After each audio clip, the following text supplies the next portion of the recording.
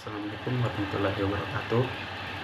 Ya, perkenalkan nama saya Arham Merawan dari kelas 28D Pigis Diboni VIP Premium. Nah, pada kesempatan kali ini saya akan sedikit menjelaskan mengenai teknik pemberian skor dan nilai hasil tes. Yang pertama itu adalah teknik pemberian skor. Nah, yang pertama, penskoran soal bentuk bilang ganda. Nah, cara penskoran tes bentuk bilang ganda ada 3 macam, yaitu penskoran tanpa ada koreksi jawaban, penskoran ada koreksi jawaban, dan penskoran dan butir beda bobot. Kedua, penskoran soal bentuk uraian objektif. Nah, pada bentuk soal uraian objektif, biasanya langkah-langkah mengerjakan dianggap sebagai indikator kompetensi para peserta didik. Oleh sebab itu, sebagai pedoman penskoran dalam soal bentuk uraian objektif adalah bagaimana langkah-langkah mengerjakan dapat dimunculkan atau dikuasai oleh peserta didik dalam lembar jawabannya. Berikutnya, penskoran soal bentuk uraian non-objektif. Prinsip penskoran soal bentuk uraian non-objektif yaitu menentukan indikator kompetensinya. Selanjutnya, pembobotan soal bentuk campuran.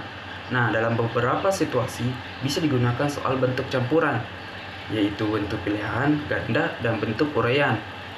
Nah, pembobotan soal bagian bentuk pilihan ganda dan bentuk uraian ditentukan oleh cakupan materi dan kompleksitas jawaban atau tingkat berpikir yang terlibat dalam mengerjakan soal.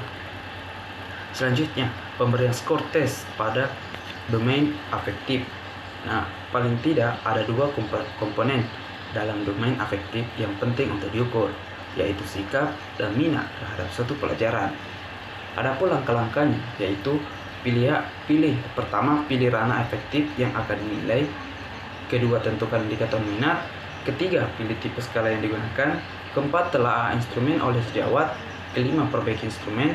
Keenam, siapkan kuesioner atau inventory laporan diri. Ketujuh, skor inventory. Dan terakhir adalah analisis hasil inventory, skala minat, dan skala sikap. Nah, pemberian skor tes dan domain psikomotorik.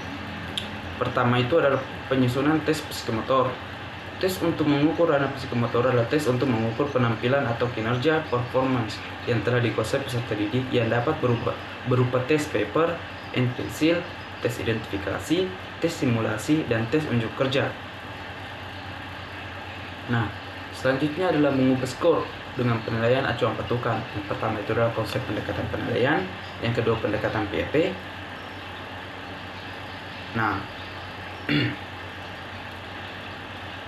nilai-nilai berdasarkan skor teoritisnya, yang pertama itu adalah aplikasi pendekatan PAP.